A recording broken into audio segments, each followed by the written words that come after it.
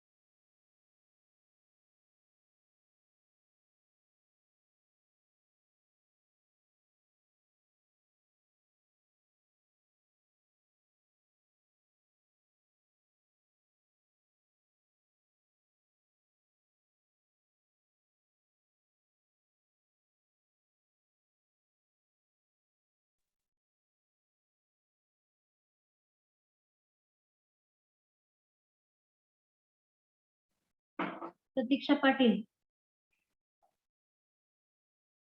Mute your mic.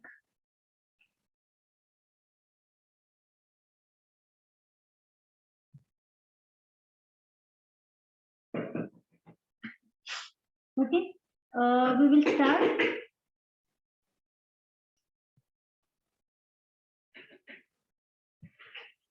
Is the screen visible?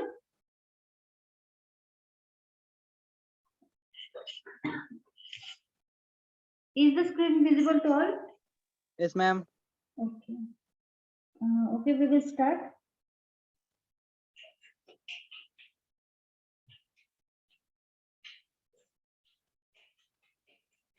We will start with the revision. I think at the last lecture we have finished.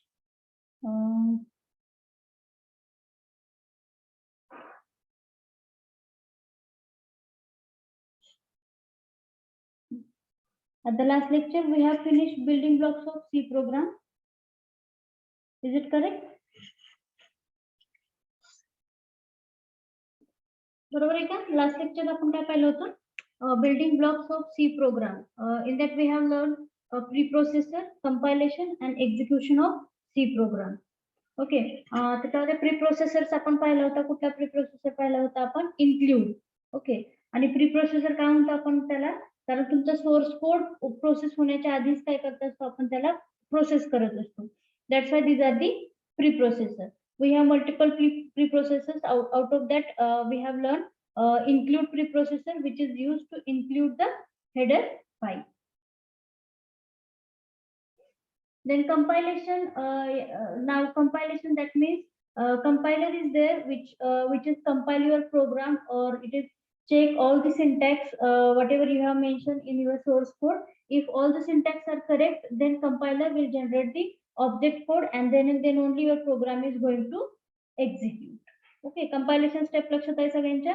Compilation मध्ये compiler काय करतो? तुमचे सगळे syntax check करतो, आणि जर सगळे सिंटॅक्स करेक्ट असतील तरच काय होतो? ऑब्जेक्ट कोड जनरेट होतो आणि तो एक्झिक्यूट होतो. Then third step, that is execution of C program. That is nothing but the actual execution of the program. Okay.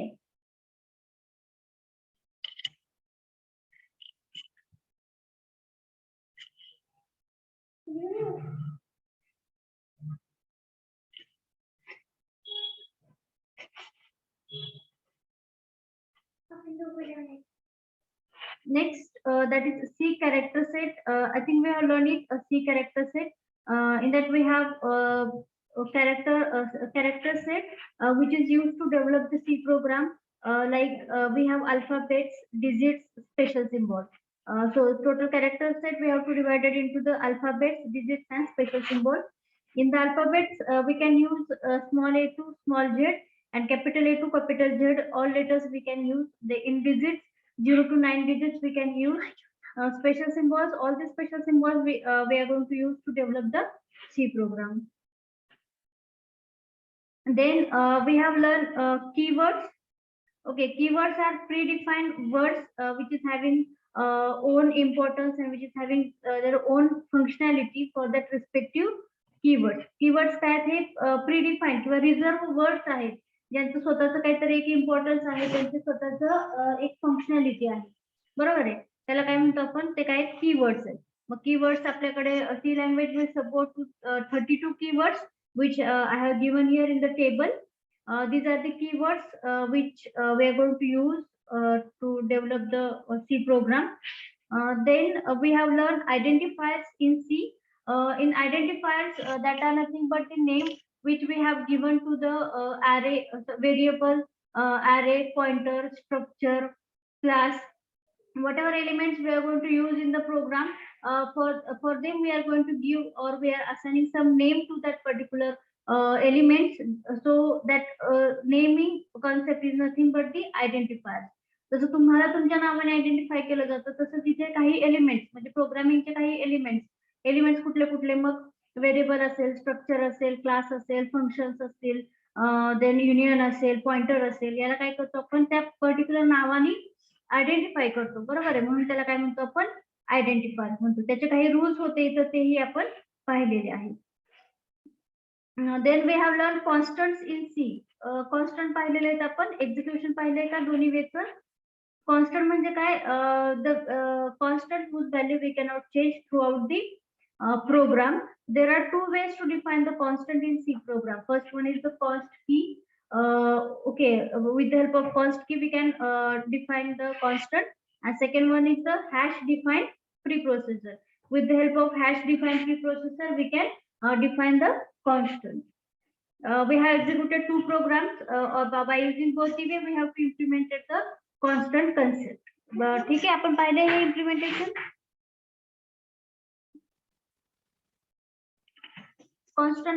कॉन्स्टंटचा point झालं ना आपलं शिकून. Yes ma'am.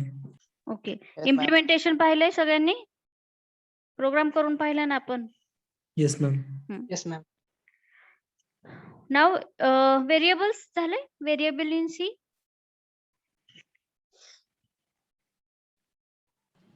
Yes ma'am. Variables पण झाले, ठीक आहे. व्हेरिएबल्सचा सिंटॅक्स पाहिलाय आपण. हो. त्याच्यानंतर memory representation of variable. No no ma'am. No. No ma'am. ठीक आहे. Now first of all we are going to just revise the variable topic because it is again very important in the C programming. Variable in C. Now first I'm going to read the definition of the variable here.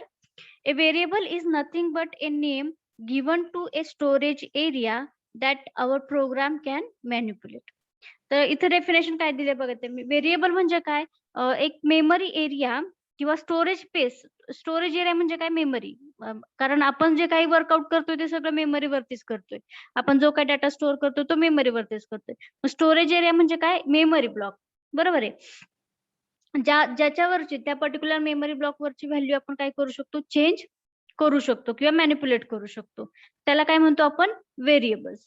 आता त्याचे काही rules आहेत, ते rules पण आपण पाहिलेत, बहुतेक implementation करून पाहिले की व्हेरिएबलचं नाव हे अंडरस्कोर किंवा अल्फाबेटने सुरू झालं पाहिजे, डिजिटने सुरू झालं तर एरर मेसेज येतो. हे सगळं आपण चेक केलेले आहे. अप्पर केस, लोअर केस दोन्ही वेगळे वेगळे असतात. Likewise, we have learned regarding the variable. Then we have seen the syntax of the variable, how to define the variable in C. In the syntax, first we have to specify the type. Type म्हणजे आपण कुठल्या टाइपची value त्या variable मध्ये store करणारे, म्हणजे integer store करणारे, character store करणारे की स्ट्रिंग स्टोअर करणारे. Likewise we have to specify here type. Okay, इथं काय स्पेसिफाय करायचं आपल्याला, type. So we have here example where I'm declaring 3 variables whose type is integer. म्हणजे माझ्याकडे 3 व्हेरिएबल्स आहेत A, B and C. काय व्हेरिएबल येते A, B and C आणि त्याचा टाइप कुठला आहे इंटिजर. म्हणजे मी A, B आणि C या तिन्ही व्हेरिएबल पैकी कुठल्याही व्हेरिएबल मध्ये कुठल्या टाइपची व्हॅल्यू स्टोअर करणार आहे, इंटिजर टाइपची व्हॅल्यू स्टोअर करणार आहे.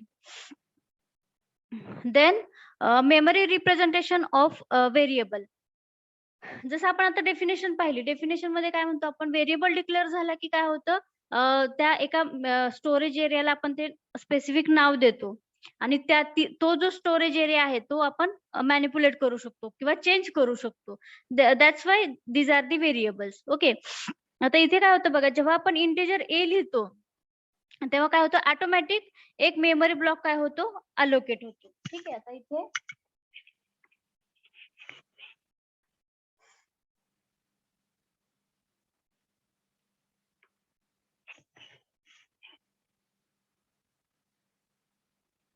इथे सुरुवातीला 10 नाहीये. जेव्हा तुम्ही हे स्टेटमेंट लिहिता इंटिजर ए तेव्हा फक्त काय होतो, एक ब्लँक मेमरी ब्लॉक काय होतो, ए साठी अपॉइंट होतो. बरोबर आहे, हा ब्लँक मेमरी ब्लॉक काय झाला, ए साठी अपॉइंट झाला. त्याला नाव काय मिळालं, ए. आता हे काही खरं खरं नाव असाइन होत नाही, पण फक्त तो एरिया हा कशासाठी रिझर्व झाला, ए व्हेरिएबल साठी. मग आता या मेमरी एरियामध्ये तुम्ही काहीही व्हॅल्यू टाकू शकता. बरोबर आहे, ए ला जी व्हॅल्यू आपण असाइन करू ती ऑटोमॅटिक काय होईल, या मेमरी ब्लॉकला असाइन होईल. त्याच्यानंतर मी स्टेटमेंट काय लिहिली इथं बघा, A is equal to 10. Now A is equal to 10, that means I am going to assign 10 to the A. A मध्ये काय केलं मी, ए मध्ये 10 व्हॅल्यू असाइन केली. बरोबर आहे, इक्वल टू हा असाइनमेंट ऑपरेटर आहे, it's not equal to checking operator. हा जो ऑपरेटर आहे ह्याला काय म्हणतो आपण, assignment operator, which is assign the value. Okay, म्हणून हा काय असाइनमेंट ऑपरेटर आहे. मग ह्याच्यात काय अर्थ होतो, 10 ही व्हॅल्यू आपण काय केली, ए ह्या व्हेरिएबल मध्ये स्टोअर केली. स्टोअर केली म्हणजे ती कुठे जाणार आहे, मेमरी ब्लॉकला जाणार आहे. आणि जेव्हा तुम्ही हे स्टेटमेंट लिहिले तेव्हाच काय झालंय, हा ब्लॉक ह्या मेमरीसाठी किंवा ए व्हेरिएबल साठी रिझर्व झालेला आहे. मग जेव्हा तुम्ही 10 असाइन करता तेव्हा काय होतं, हा 10 येतो आणि इथे स्टोअर होतो.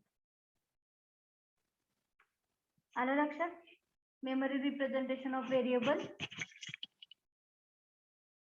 लक्षात आलं हे? Yes, ma'am. Okay. Now, it is important part, data types in C. ठीक आहे, आता data types in C, data type जसं आपण आता इंटिजर पाहिलं बघा. ठीक आहे, इंटिजर हा काय डेटा टाइप आहे. आता आपल्याकडे भरपूर डेटा टाइप्स आहेत. आता डेटा टाइप म्हणजे काय आधी आपण बघूया. डेटा टाइप म्हणजे काय, आपण कुठल्या प्रकारची व्हॅल्यू प्रोग्रामला ऍज अ इनपुट देतोय किंवा व्हेरिएबल मध्ये स्टोअर करतोय, या कन्सेप्टला काय म्हणतो आपण, डेटा टाइप. कुठल्या प्रकारची व्हॅल्यू प्रोग्रामला ऍज अ इनपुट देतोय किंवा व्हेरिएबल मध्ये स्टोअर करतोय, या कॉन्सेप्टला काय म्हणतो आपण, डेटा टाइप्स. बरोबर आहे. Again there are various data types which we are going to deal in the same subject. So here data types in C which is divided into 4 parts. First one is the basic data type, second one derived data type, third one enumeration, and last one void. These are the basic or main part of the data type in C programming.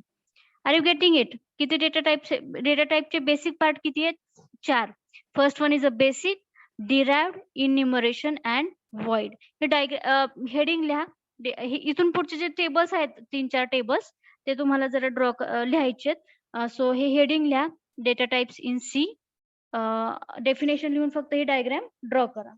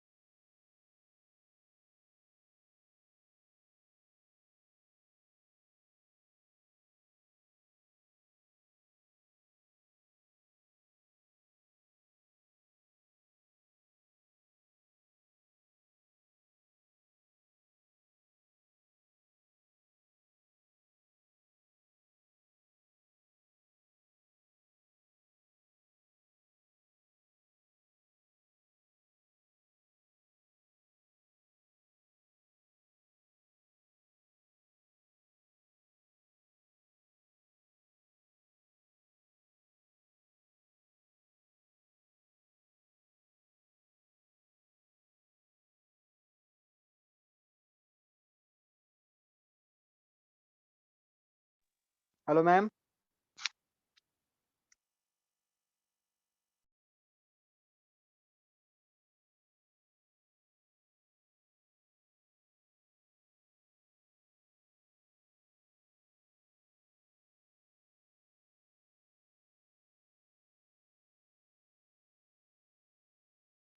Hello.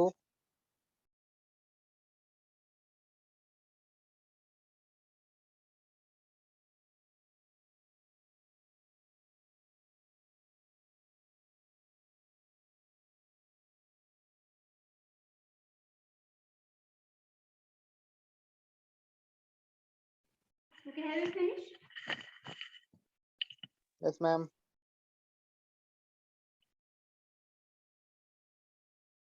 Now here we have a same table which will elaborate all the part of the data type. So in that first now today we have to focus on basic data type only. Okay, what we have to focus today? Today we have to focus on basic data type in C language. Now basic data type again it is it's having 4-5 data types which are here. That is integer, character, float, and double. Okay, which data type it is comes under the basic data type? That are integer, character, float, and double. Okay, then derived data type which are nothing but array, pointer, structure, and union. आता हे derived का म्हणायचे कारण हे data type हे basic data type पासून काय झालेले आहेत बनलेले आहेत म्हणून याला काय म्हणतो आपण derived data type then enum and void वाईडचा अर्थ काय होतो रिटर्न नथिंग किंवा नथिंग असाच अर्थ होतो मग एखाद्या व्हेरिएबलचा जर आपण डेटा टाइप वाईड घेतला तर आपण त्याच्यामध्ये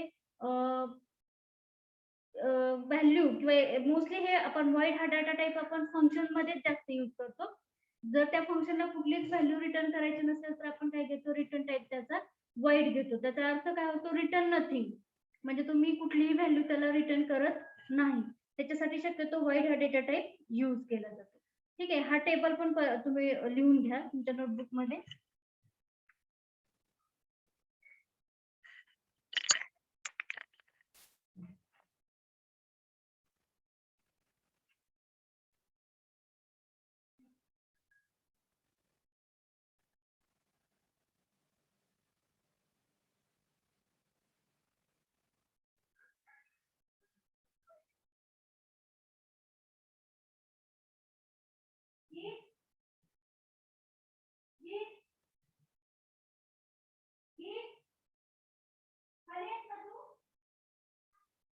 ठीक आहे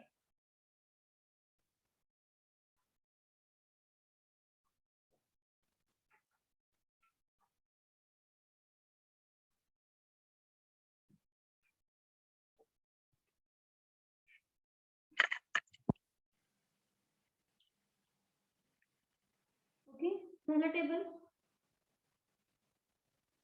No, ma'am.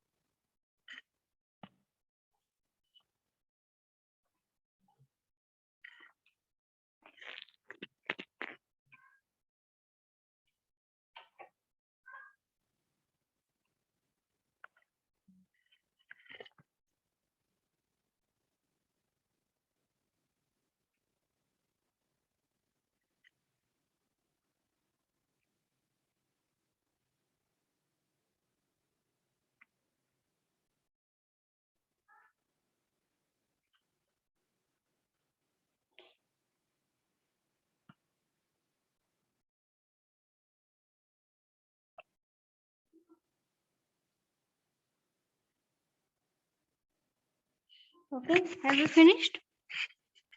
Yes, ma'am. Okay, ठीक आहे. आता काय हे डाटा टाईप आणि त्याचा मेमरी स्पेस आहे बघा. मग आता today we have to focus on basic data type. जे बेसिक डाटा टाईप आपण इथं पाहिले 4, त्याच्यावरतीच आपण काय करणार आहोत आज, फोकस करणार आहोत. बाकीचे हे ॲरे, पॉइंटर, स्ट्रक्चर, युनियन हे सगळं तुम्हाला पुढच्या काही युनिट्स मध्ये कळेल. So today we have to focus on basic data type, that is integer, character, float and double. So here I have a table where I have to mention data type, memory size and range of the value. म्हणजे एक data type त्याला किती byte memory required असते, म्हणजे त्या data type मध्ये data store करण्यासाठी किती बाईट मेमरी लागते आणि कुठला डाटा आपण त्याच्यामध्ये स्टोअर करू शकतो, हे सगळं काय इथं रिप्रेझेंटेशन आहे या टेबलमध्ये. सो सगळ्यात सुरुवातीला आपण कुठला डाटा टाईप बघतोय बघा, care, that is CHAR, care. हा डाटा टाईप आपण कशासाठी यूज करतो, जेव्हा आपल्याला एखादं कॅरेक्टर स्टोअर करायचं असतं.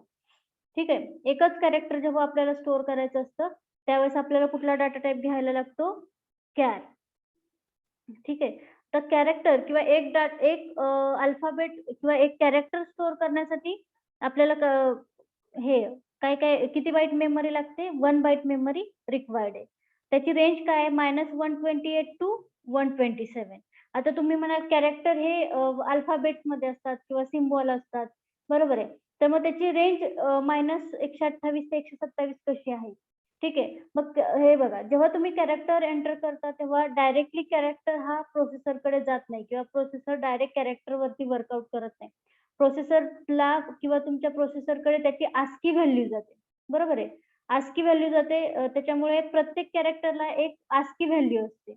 ठीक आहे, जसं की ए आहे तुमचा, जेव्हा तुम्ही ए एंटर करता तेव्हा डायरेक्ट ए न जाता त्याची ASCII व्हॅल्यू 65 आहे, ती ASCII व्हॅल्यू काय होत असते, प्रोसेसरकडे जात असते. तसं मग -128 ते 127 या रेंज मधल्या कुठलाही कॅरेक्टर आपण काय करू शकतो, तिथं एंटर करू शकतो.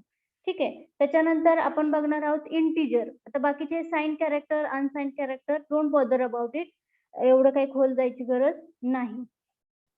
देन इथे काय यूज केलं आपण, इंटिजर. ठीक आहे, काय डाटा टाईप यूज केला आपण इथं, इंटिजर, दॅट इज INT. हा, पहिले हे लिहून घ्या तुम्ही, परत हाच एक टेबल ड्रॉ करा.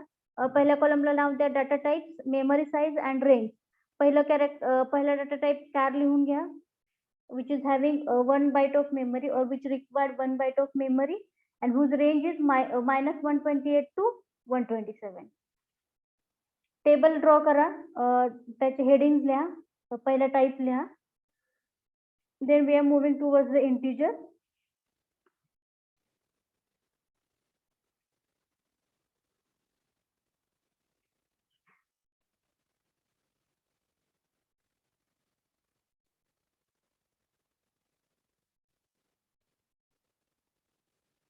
पूर्ण काढायचं का मॅडम? नाही, फक्त पहिला रो लिहा. आता हा रो लिहा फक्त.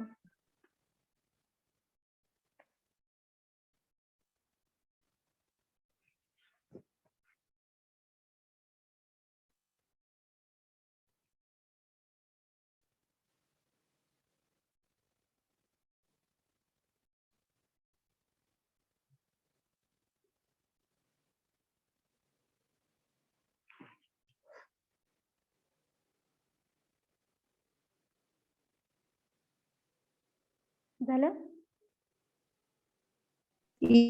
Yes, ma'am. ठीक आहे, सेकंड डेटा टाईप बघणार आहोत आपण, इंटिजर.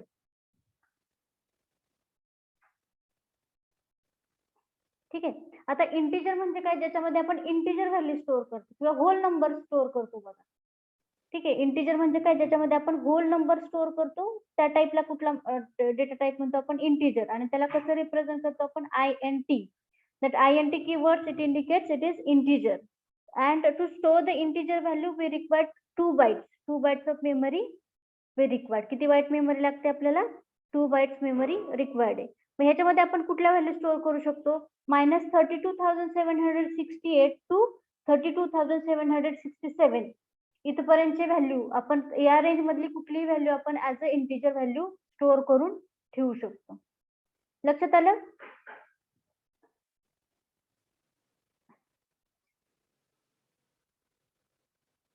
हा रो लिहून घ्या.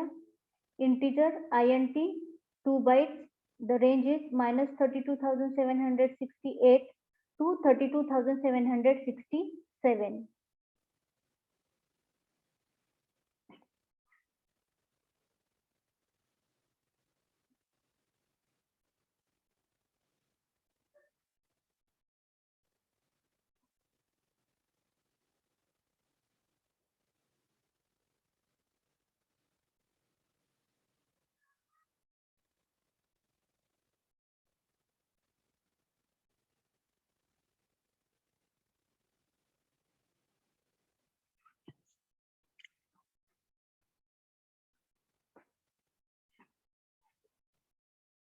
झालं. Yes, ma'am.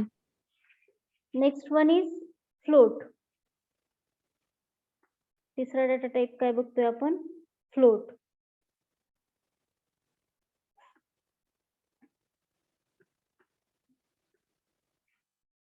Okay. To float. आता फ्लोट कशासाठी यूज करतो आपण? जेव्हा आपल्याला डेसिमल व्हॅल्यू स्टोअर करायचे असतात, म्हणजे डेसिमल पॉइंट्स त्याच्यावर व्हॅल्यू स्टोअर करायचे असतात, fraction point fraction value store करायचे असतील तर त्यावेळेस आपण काय करतो? फ्लोट डेटा टाइप यूज करतो. बरोबर आहे. जसं की आपण काल पायची व्हॅल्यू स्टोअर केली होती बघा, PI. पायची व्हॅल्यू 3.14. असं जर डेसिमल पॉइंट्स मध्ये तुम्हाला व्हॅल्यू स्टोअर करायची असेल तर आपण फ्लोट हा डेटा टाइप यूज करतो आणि याला 4 बाइट्स रिक्वायर्ड होते. ह्याची व्हॅल्यू एक्सपोनेन्शियल वगैरे रेंज असते त्याची एक्सपोनेन्शियल मध्ये, तर इथे स्पेसिफाय केलेली नाहीये.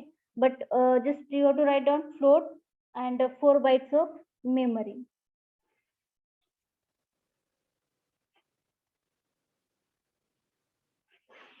So just you have to write down float and 4 byte of memory.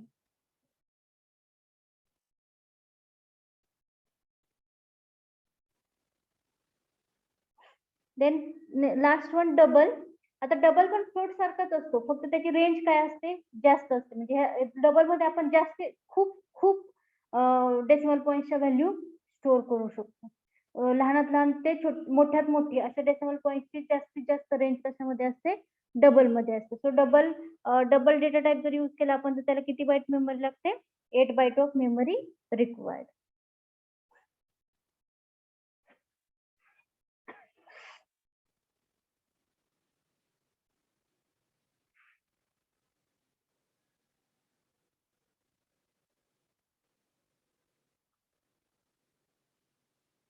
लिहिलं लास्ट डबल 8 बाईट.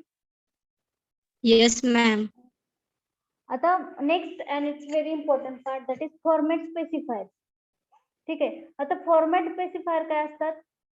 जे कंपायलरला सांगतात की कुठल्या टाईपचा डाटा आपल्याला स्टोअर करायचा आहे किंवा कुठल्या टाईपचा डेटा आपल्याला स्क्रीनवरती डिस्प्ले करायचा आहे, हे सांगायचं काम कोण करतं? Format specifier. ठीक आहे. Now it's playing very important role in C programming language because we have lots of data types. खूप सगळे डेटा टाइप्स आहेत सी लँग्वेज मध्ये. बरोबर आहे. मग त्या सगळ्या स्पेसिफिक डेटा टाइपला रिप्रेझेंट करण्यासाठी त्यांचा काय एक सेपरेट फॉर्मॅट स्पेसिफायर आहे. बरोबर आहे. तो स्पेसिफिक फॉर्मॅट स्पेसिफायर आला की कंपायलरला कळते की हा कुठल्या टाइपचा डाटा आहे. मग रिस्पेक्टिव्ह डाटा तो काय करतो? स्क्रीनवरती डिस्प्ले करतो किंवा व्हेरिएबल मध्ये स्टोअर करतो. So what they have given here, the format specifiers are used in C for input and output purposes. म्हणजे इनपुट म्हणजे व्हेरिएबल मध्ये व्हॅल्यू स्टोअर करण्यासाठी किंवा स्क्रीनवरती आउटपुट रिझल्ट डिस्प्ले करण्यासाठी आपल्याला काय करावा लागतो? या फॉर्मॅट स्पेसिफायरचा यूज करावा लागतो. Using this concept the compiler can understand that what type of data is in a variable during taking input using the scanf function and printing using the printf function. आता हे statement काय म्हणतंय? कंपायलरला कळतं की कुठल्या टाईपचा डेटा आपण read करतोय with the help of scanf function आणि कुठल्या टाईपचा डाटा आपण राईट करतोय with the help of printf function. Basically format specifier काय सांगतो की कुठल्या टाईपचा डाटा आहे. तो कंपायलरला काय सांगतो? Which type of data is that. जो डेटा आपण इनपुट देतोय किंवा आउटपुट करतोय तो कुठल्या टाईपचा आहे हे स्पेसिफाय करण्यासाठी आपण काय करतोय? हा फॉर्मॅट स्पेसिफायर यूज करतोय. ठीक आहे. Now I have here the list of format specifier. So just you have to draw the table and list out all the format specifier. हे सगळे फॉर्मॅट स्पेसिफायर तुम्हाला खूप गरजेचे आहेत. ठीक आहे. सो टेबल ड्रॉ करा आणि हे फॉर्मॅट स्पेसिफायर लिहून घ्या.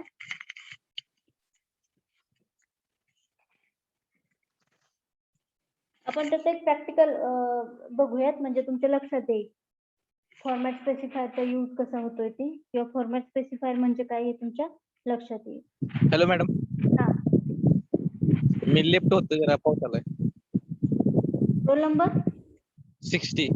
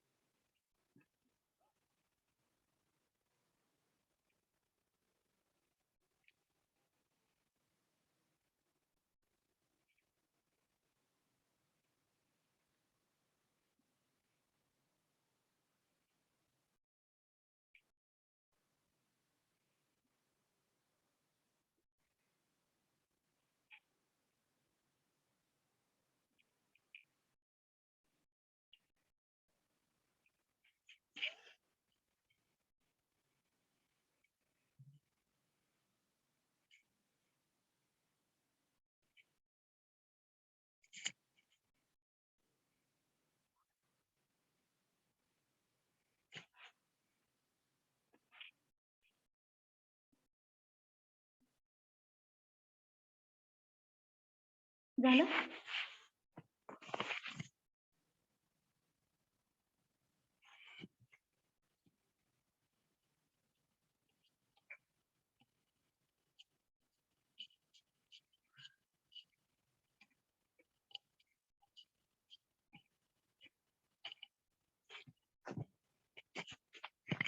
Have you finished? Yes, ma'am. Now we have to implement it, all that concept, whatever we have learned. Data type पण बघूयात आणि त्याचे रिस्पेक्टिव्ह फॉर्मॅट स्पेसिफायर पण बघूयात ते कसे वर्कआउट करतात.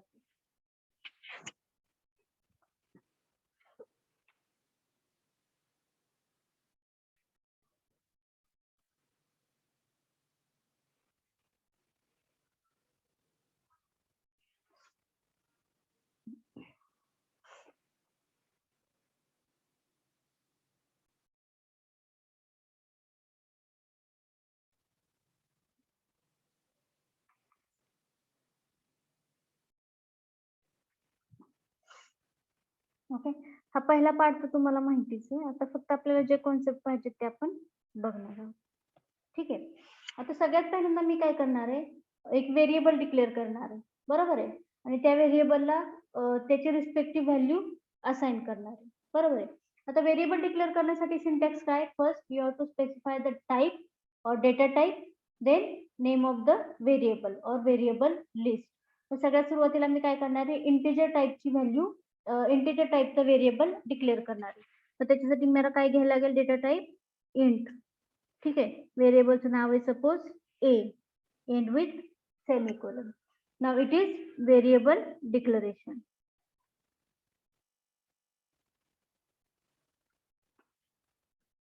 याला काय म्हणतो आपण, व्हेरिएबल डिक्लेरेशन. हा काय झाला, व्हेरिएबल डिक्लेअर झाला. आता मी काय केलं, एक व्हॅल्यू त्या व्हेरिएबलला असाइन केली. मग मी इथं काय म्हटलं, असाइन करायचं असेल तर काय करावं लागतं मला, a is equal to 10. The statement or expression end with the semicolon. या एक्सप्रेशनचा अर्थ काय होतो, 10 ही जी व्हॅल्यू आहे ती काय होती, 10 या व्हेरिएबल मध्ये जाऊन स्टोर होते. स्टोर होते म्हणजे काय होते, जेव्हा आपण हा व्हेरिएबल डिक्लेअर केला तेव्हा जो मेमरी ब्लॉक अलोकेट झालेला असतो किंवा रिझर्व झालेला असतो ए व्हेरिएबल साठी, तिथे जाऊन काय होते, ही 10 व्हॅल्यू स्टोर होते. ठीक आहे. आता मला काय करायचं, ही व्हॅल्यू स्क्रीन वरती डिस्प्ले करायची. ही व्हॅल्यू काय करायची, मला स्क्रीन वरती डिस्प्ले करायची. कुठलीही व्हॅल्यू जर मला स्क्रीन वरती डिस्प्ले करायची असेल तर कुठलं फंक्शन यूज करावं लागतं, Printf. प्रिंटएफ. ठीक आहे. मग आता मी प्रिंटएफ फंक्शन घेतलं. ठीक आहे. आता प्रिंटएफ मध्ये जेव्हा तुम्हाला मेसेज लिहायचा असतो तेव्हा कम्प्लीट मेसेज हा आपल्याला डबल कोट मध्ये लिहावा लागतो. So I am taking here double quote. आता हा ऑनलाईन एडिटर असल्यामुळे मी एकदा डबल कोट प्रेस केलं तरी दोन्ही एकत्रच येतात. ठीक आहे. आता मी तिथं असं म्हटलं नाव ए इज इक्वल टू, नाव ए इज इक्वल टू. आता मला काय करायचंय, ए इज इक्वल टू च्या पुढं त्याची जी काय व्हॅल्यू असेल ती व्हॅल्यू डिस्प्ले करायची. मग मला जिथं ती व्हॅल्यू डिस्प्ले करायची आहे तिथं काय घ्यावा लागतो, त्या पर्टिक्युलर पोझिशनला मला काय घ्यावा लागतो, त्याचा रिस्पेक्टिव्ह फॉर्मॅट स्पेसिफायर घ्यायला लागतो. मग मला इंटिजर व्हॅल्यू रिप्रेझेंट करायची असेल तर कुठला फॉर्मॅट स्पेसिफायर घ्यायला लागतो, हे बघा. इंटिजर व्हॅल्यू जर मला रिप्रेझेंट करायची असेल तर मला कुठला फॉर्मॅट स्पेसिफायर घ्यायला लागतो, पर्सेंटेज डी. ठीक आहे, because it is signed integer value. आणि नॉर्मली जेव्हा आपण इंटिजर व्हॅल्यू स्टोअर करतो तेव्हा ती by default sign integer value असते. म्हणून आपल्याला इंटिजर व्हॅल्यू रिप्रेझेंट करण्यासाठी कुठला फॉर्मॅट स्पेसिफायर घ्यायला लागतो, पर्सेंटेज डी. ठीक आहे. मग आता इथे काय घेतलं मी बघा, is equal to percentage D. तर कलर चेंज झाला बघा त्याचा. आलं लक्षात? कारण मला ए इज इक्वल टू च्या पुढेच मला काय पाहिजे, ए ची व्हॅल्यू पाहिजे. ए ची जी काय व्हॅल्यू असेल ते आय डोंट नो काय व्हॅल्यू आहे. बरोबर आहे. तुम्ही थर्ड पार्टी जर एखादी तुमचा हा प्रोग्राम बघत असेल तर त्याला कळणार आहे काय ए ची व्हॅल्यू काय आहे. तो फक्त रन करणार प्रोग्राम आणि आउटपुट काय येते तेवढं बघणार. मग ए ची व्हॅल्यू काय आहे, मला ए इज इक्वल टू त्याच्या पुढे त्याची व्हॅल्यू पाहिजे. ठीक आहे. त्याच्यानंतर डबल इंटेड कॉमाच्या बाहेर यायचं आणि कॉमा द्यायचा. बरोबर आहे. आता कोणाची व्हॅल्यू डिस्प्ले करायची आहे तुम्हाला,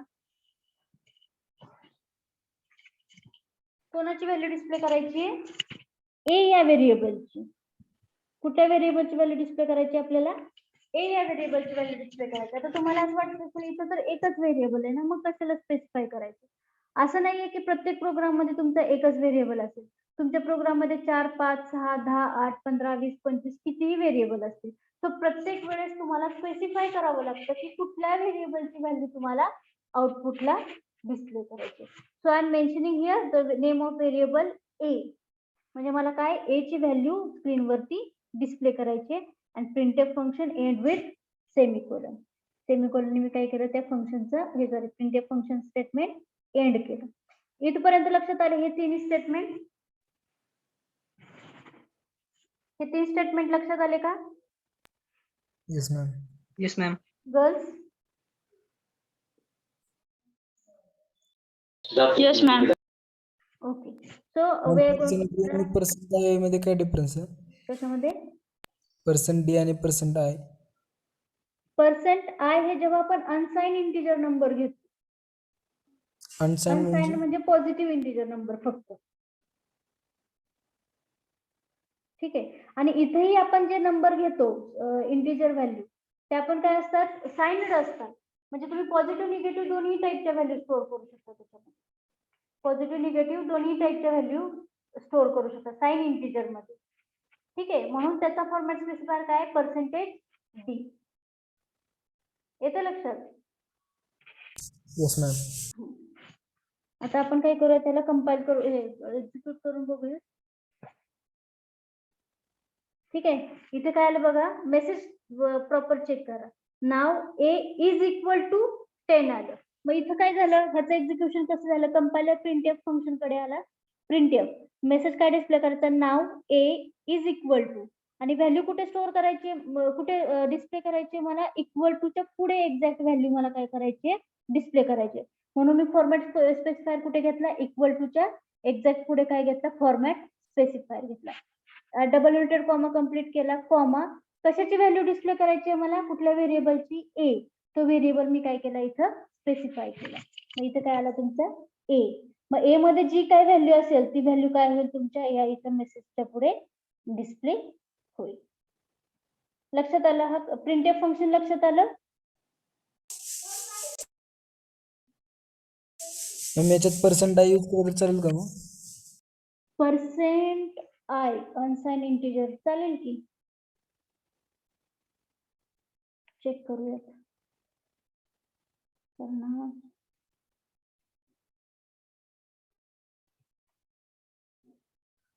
चालतं, कारण ए मध्ये आपण पॉझिटिव्ह व्हॅल्यू स्टोअर केली ना. जर आता आपण इथे हा. ए चा -10 केला तर बघूया काय होतं. ए मध्ये -10 केलं तर काय होतं बघूया. डिस्प्ले करतो, ह्या करतो डिस्प्ले, असं एवढं काही मॅटर करत नाही ते फॉर्मॅट स्पेसिफाय. इव्हन इथं तुम्ही पर्सेंटेज डी जरी घेतलं तरी तो -10 डिस्प्ले -10 डिस्प्ले करेल. तुम्ही चेक करू आपण एकदा. तरी तो करतोय डिस्प्ले, काहीच प्रॉब्लेम नाही. ठीक आहे, पर्सेंटेज डी घ्या किंवा आय घ्या. हे हा फॉर्मॅट स्पेसिफायर लक्षात आला. प्रिंटएफ मध्ये तो कसा यूज करायचा आहे हे लक्षात आलं का, हे महत्वाचं. कारण इथं तुम्ही प्रिंटएफ स्टेटमेंट लिहिताना कन्फ्युज होता प्रोग्राम करताना.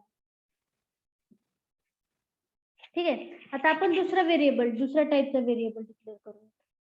आता आपण फ्लोट व्हेरिएबल डिक्लेअर करू. फ्लोट व्हेरिएबल डिक्लेअर करायचं असेल तर टाईप काय घेणार आपण, फ्लोट. फ्लोट व्हेरिएबलचं नाव सपोज येस. आता फ्लोट व्हेरिएबल मध्ये आपण कुठल्या टाईपची व्हॅल्यू स्टोअर करतो, floating point. So I am going to write here s is equal to 9.7. कुठली व्हॅल्यू स्टोअर करा, statement end with semicolon.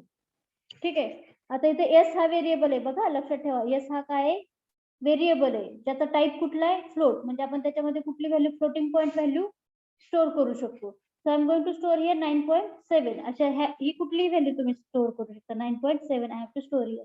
Now I want to display it on the screen. आता मला float variable किंवा S variable मध्ये जी value आहे तीच काय करायची, स्क्रीन वरती डिस्प्ले करायचे. So I am going to use printf function once again. printf, I can write here s is equal to, कुठला फॉर्मॅट स्पेसिफायर यूज करावा लागेल आपल्याला आता, फ्लोटिंग पॉइंट व्हॅल्यू %f, कारण आपल्याला कुठल्या टाईपची व्हॅल्यू रिप्रेझेंट करायची, float. So I am specifying here %f. ठीक आहे, मग s इज इक्वल टू घेतलं बघा. मी इथं आता मी नाव नाही लिहिलं. मी काय म्हटलं तुम्हाला, प्रिंटएफ फंक्शन मध्ये तुम्ही मेसेज काही लिहू शकता. You have a freedom to write anything. ठीक आहे, you have freedom to write anything. So just I have to specify here s is equal to %f double इंटेड कॉमा तर कंप्लीट झालेला आहे. त्याच्या बाहेर पडून काय मी दिलं, कॉमा. आता कुठल्या व्हेरिएबल मध्ये ती व्हॅल्यू स्टोअर आहे, ए मध्ये का एस मध्ये, येस मध्ये. So I have to specify here S and end the function with semicolon. Okay, I am going to execute once again. इथं काय आलं बघा, ए ची व्हॅल्यू 10 तर आलीच आली, एस ची व्हॅल्यू काय आली 9.7000. ठीक आहे, आता हे जर मला न्यू लाईनला पाहिजे असेल, आता एकाच लाईनला मला आउटपुट नाही चांगलं वाटत, बरोबर आहे. हेच काय पाहिजे मला, न्यू लाईनला पाहिजे. तर आपण कुठला एस्केप सिक्वेन्स यूज करतो न्यू लाईन साठी, /n. /n. Now it is come to the new line. Next output comes to the new line. आता तिसरा डाटा टाइप आपण बघूयात, car. ठीक आहे, आता कॅरेक्टर साठी व्हेरिएबल आहे सपोज डी. ठीक आहे, कॅरेक्टर डेटा टाइप मध्ये आपण कुठल्या टाइपच्या व्हॅल्यू स्टोअर करू शकतो, कॅरेक्टर स्टोअर करतो, बरोबर आहे. तो टोटल कॅरेक्टर सेट आहे की नाही, आपण जो कॅरेक्टर सेट पाहिला त्या कॅरेक्टर सेट मधलं काहीही आपण कॅरेक्टर मध्ये स्टोअर करू शकतो. ठीक आहे, मग त्याचा डेटा टाइप सॉरी व्हेरिएबलचं नाव काय आहे, डी. आता डी मध्ये डी इज इक्वल टू, आता अजून एक गोष्ट महत्वाची, जेव्हा तुम्ही सी प्रोग्रामिंग मध्ये जेव्हा तुम्ही एक कॅरेक्टर एंटर करता किंवा एक कॅरेक्टर यूज करता, तेव्हा ते कॅरेक्टर कशात असलं पाहिजे, सिंगल कोट मध्ये असलं पाहिजे. ठीक आहे, मग मी इथे सिंगल कोट घेतला तर ऑटोमॅटिक दुसरा येणारच आहे, म्हणजे क्लोजेड सिंगल कोट. आता याच्यामध्ये मी एक हे टाकलं, कॅरेक्टर टाकलं व्ही. ठीक आहे, मी जेव्हा कॅरेक्टर डेटा टाइप घेते की नाही, तेव्हा फक्त एकच कॅरेक्टर आपण रीड करू शकतो. जेव्हा आपण कॅरेक्टर डेटा टाइप घेतो तेव्हा आपण फक्त एकच कॅरेक्टर रीड करू शकतो, बरोबर आहे. मल्टिपल कॅरेक्टर्स रीड करायच्या वेळेस आपल्याला त्याचा ॲरे घ्यावा लागतो, which is a next concept. So don't bother about string. Multiple character combine केले तर काय म्हणतो आपण त्याला, स्ट्रिंग म्हणतो ना, किंवा वर्ड असतो. पण इथं नाही, जेव्हा तुम्ही कॅरेक्टर हा डाटा टाइप घेता त्यावेळेस फक्त आणि फक्त एकच कॅरेक्टर रीड करू शकता किंवा डिस्प्ले करू शकता. लक्षात येतंय? Yes ma'am. ठीक आहे, then end the statement with semicolon. Now I want to display the character on the screen, so I'm going to use printf function.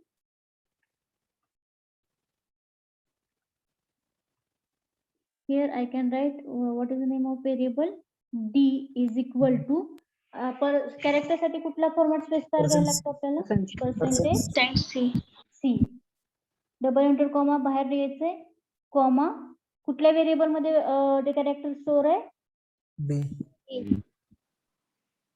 Character कुठल्या व्हेरिएबल मध्ये स्टोअर आहे D. then you have to specify here d end with semicolon.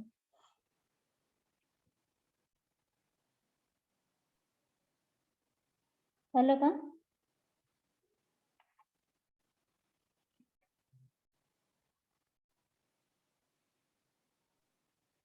ठीक आहे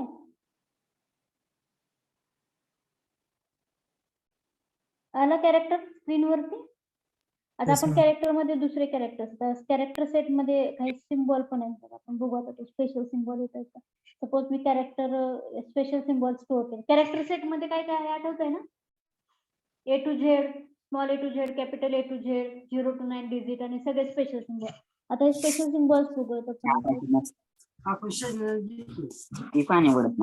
आलं का इथे multiple character साठी काय करायचं मग ह्याचा ॲरे घ्यावा लागतो कॅरेक्टरचा ह्याचा ॲरे घ्यावा लागतो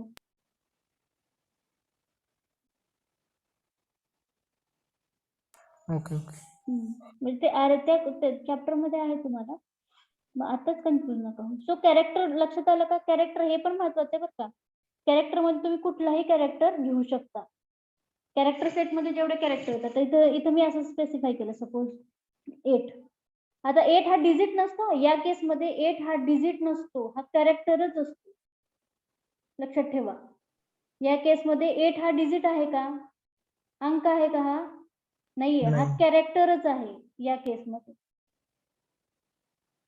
इथे काय आला d इज इक्वल टू 8 ठीक आहे तो काय झाला त्याचा डिजिट झाला तर आपण एक अजून किती वाजले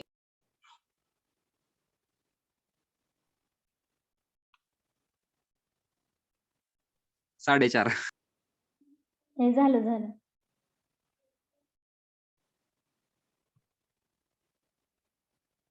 ठीक आहे तुम्हाला जर मगाशी सांगितलं बघा प्रत्येक कॅरेक्टरला ASCII व्हॅल्यू असते मगाशी मी काय सांगितलं तुम्हाला प्रत्येक कॅरेक्टरला ASCII व्हॅल्यू असते तुम्हाला जर प्रत्येक कॅरेक्टरची ASCII व्हॅल्यू पाहिजे असेल ना तर तुम्ही त्याच्या पुढेच इज इक्वल टू %d आणि इथं परत कॉमा देऊन d दिलं की तुम्हाला त्या कुठल्याही कॅरेक्टरची ASCII व्हॅल्यू मिळते सपोज मला आता a ची ASCII व्हॅल्यू मी तुम्हाला मगाशी 65 असं काहीतरी सांगितलं किंवा 91 अशी काहीतरी असेल इथं चेक करूयात आपण 97 आहे स्मॉल a ची ASCII व्हॅल्यू काय आहे 97 मी मगाशी तुम्हाला सांगितलं बघा कॅरेक्टर म्हणताना आपण जेव्हा ए प्रेस करतो सपोज मी ए प्रेस केला तुम्ही म्हणता ना ए एंटर केला तर ए हा प्रोसेसर कडे जाताना डायरेक्ट ए जात नाही त्याची ही 97 ही ASCII व्हॅल्यू जात असते ठीक आहे म्हणून त्याची रेंज -128 to 127 आहे लक्षात आलं का कॅरेक्टर मध्ये डाटा टाइप मध्ये आपण पाहिलं होतं बघा कॅरेक्टर त्याला 1 बाईट मेमरी स्पेस लागते आणि रेंज काय होती कॅरेक्टरची -128 to 127 मग कॅरेक्टर असतात ना म्हणजे एबीसीडी झेड हे कॅरेक्टर आहेत मग त्याची रेंज ही नंबर मध्ये का असते -128 ते 127 का असते कारण कुठलंही कॅरेक्टर तुम्ही जेव्हा एंटर करता तेव्हा त्याची ASCII व्हॅल्यू प्रोसेसर कडे जाते तो कॅरेक्टर डायरेक्ट जात नाही मग त्या ASCII व्हॅल्यूची रेंज काय आहे -128 ते 127 ह्याच्यातली कुठलीही व्हॅल्यू म्हणजे त्या पर्टिक्युलर कॅरेक्टरची ASCII व्हॅल्यू असू शकते जर मी इथं कॅपिटल ए घेतला तर कॅपिटल ए ची ASCII व्हॅल्यू काय बघूयात आपण 65 लक्षात आलं का हा कन्सेप्ट म्हणजे ASCII don't bother about that ASCII value and how to find out it म्हणजे ते काय तुमच्या एवढं गरजेचं नाहीये लक्षात ठेवणं पण हे डाटा टाइप कळले फॉर्मॅट स्पेसिफायर कळले येस मॅम ठीक आहे now tomorrow we will see on for the next lecture we will see the same format specifier for the scanf function हे सगळे फॉर्मॅट स्पेसिफायर आपण कशासाठी पाहिले, प्रिंटफ फंक्शनसाठी, म्हणजे व्हॅल्यू डिस्प्ले करण्यासाठी पाहिजे. आता जर मला व्हॅल्यू युजर कडून रीड करून व्हेरिएबल मध्ये स्टोअर करायचे असेल तर त्याच्यासाठी आपण स्कॅनएफ फंक्शन यूज करणार आहोत आणि ते कसं यूज करायचं ते आपण नेक्स्ट लेक्चरला बघूया. ठीक आहे. So I will stop the recording and I'm going to take the attendance.